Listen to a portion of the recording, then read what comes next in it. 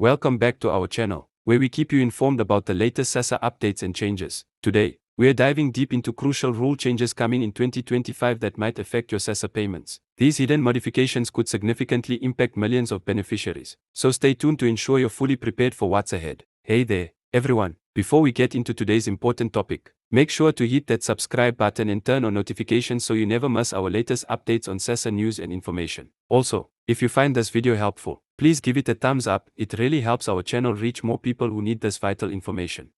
Today, we are going to explore some significant changes coming to Sassa in 2025 that many people aren't aware of yet. These modifications could affect your payments, eligibility, and the way you interact with the Sassa system. As your trusted source for Sassa information, we've thoroughly researched these upcoming changes to bring you the most accurate and comprehensive overview possible.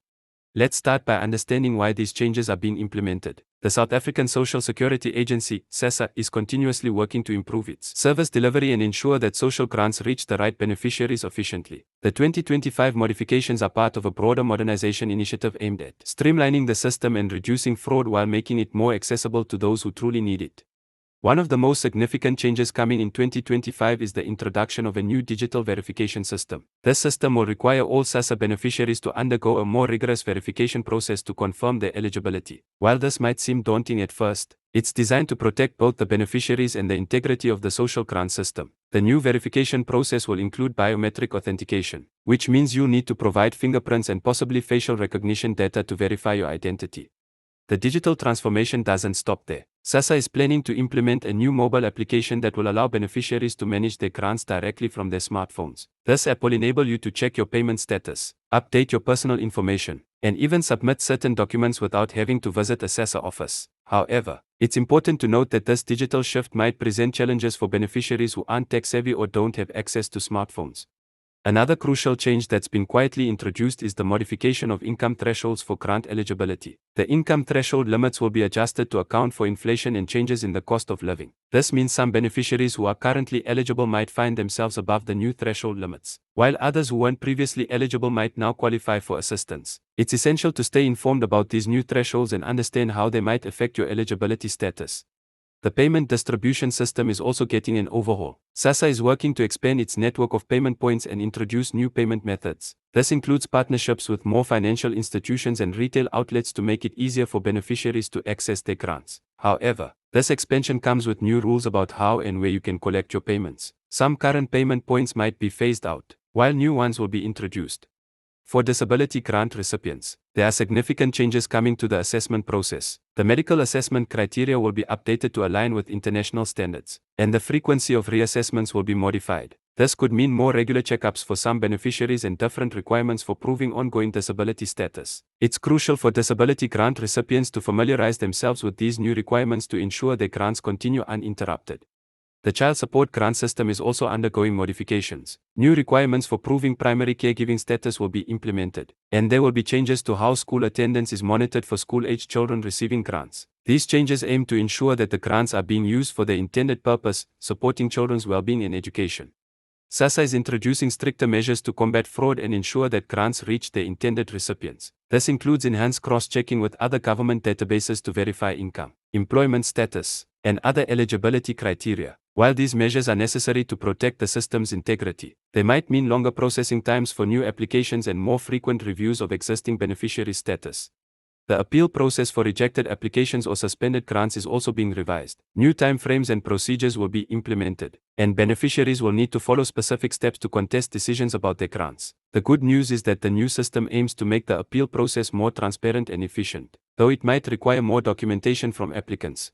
For elderly grant recipients, there are changes coming to the way care dependency is assessed and supported. New provisions will be made for beneficiaries who require additional care, but these will come with specific eligibility criteria and documentation requirements. The changes also include modifications to how shared households are evaluated when determining grant amounts.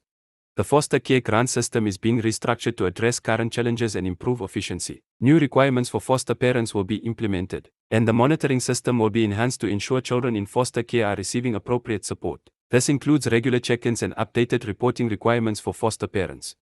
One of the most significant hidden changes relates to how Sassa will handle beneficiaries who have additional income sources. The agency is implementing new rules about declaring income from informal work, part-time employment, and other sources. While Sassa recognizes the need for beneficiaries to supplement their grants, there will be clearer guidelines about what types and amounts of additional income are permitted before affecting grant eligibility.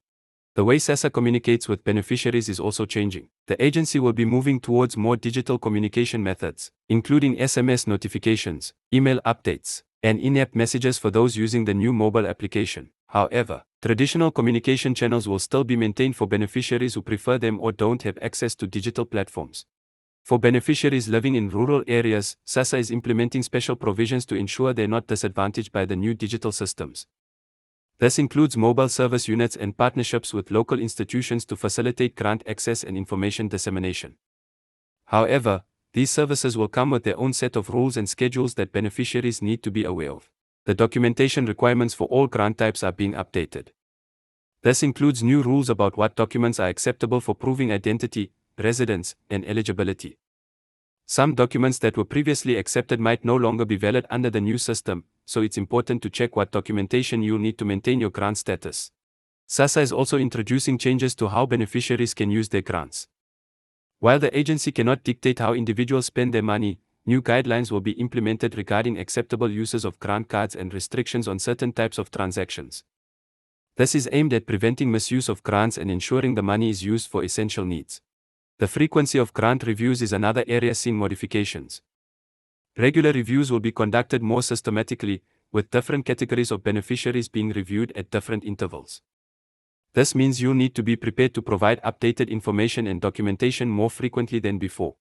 For beneficiaries who receive multiple grants, for example, an elderly person who also cares for grandchildren, there are new rules about how these grants interact and what documentation is needed to maintain eligibility for each.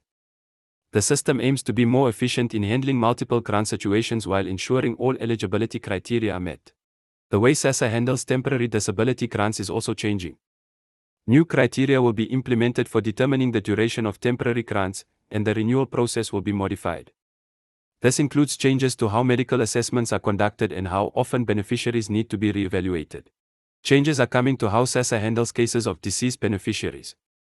New procedures will be implemented for closing accounts and handling any final payments, with specific requirements for family members or designated representatives who need to handle these matters.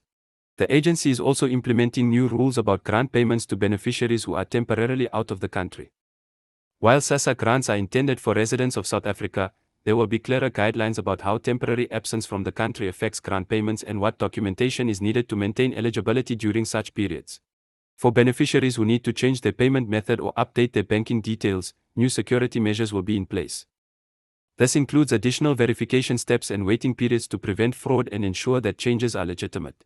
The way Sassa handles emergencies and crisis situations is also being modified. New provisions will be made for expedited processing in certain circumstances, but these will come with specific criteria and documentation requirements. This includes situations like natural disasters or medical emergencies that might affect the beneficiary's ability to comply with regular procedures. The relationship between Sassa grants and other government benefits is being clarified with new rules. This includes how Sassa grants interact with UIF benefits, housing subsidies, and other forms of government assistance. Beneficiaries will need to understand these interactions to ensure they maintain their eligibility for various support programs. For beneficiaries who work with representatives or proxies to collect their grants, new rules will govern these relationships. This includes stricter requirements for proving the relationship and regular reviews to ensure the arrangement continues to serve the beneficiary's best interests. The process for reporting changes in circumstances is being streamlined but will come with new requirements. Beneficiaries will need to report changes more promptly and provide specific documentation to support these changes. This includes changes in income, household composition, or health status that might affect grant eligibility. Sassa is also implementing new measures to protect vulnerable beneficiaries from exploitation. This includes enhanced monitoring of transactions and new rules about who can act on behalf of beneficiaries. While these measures are protective, they might require additional documentation or verification steps in certain situations. The way Sassa handles disputes between beneficiaries, for example, in cases where multiple people claim to be the primary caregiver of a child, is also being modified. New procedures will be implemented to resolve these disputes more efficiently while ensuring the best interests of the grant recipients are protected. As we wrap up this comprehensive overview of the hidden rule changes coming to Sassa in 2025, it's crucial to emphasize the importance of staying informed and prepared. These changes, while potentially challenging to navigate at first, are designed to create a more efficient and secure system for all beneficiaries. Remember to keep your documentation up to date and stay in touch with your local Sassa office for specific guidance on how these changes might affect your situation. We recommend starting to prepare for these changes now, rather than waiting until they're implemented. If you found this information helpful, please don't forget to like this video and subscribe to our channel. We'll continue to bring you the latest updates and detailed explanations of Sassa-related news and changes. Hit the notification bell to ensure you don't miss any of our future videos about Sassa updates and important information. Thank you for watching, and we'll see you in our next video. Stay informed, stay prepared, and take care. Don't forget to like this video and subscribe to our channel for more Sassa updates and information. Hit the notification bell to stay updated with our latest content. Share this video with friends and family who might benefit from this information. Leave your questions in the comments below, and we'll do our best to answer them in our next video.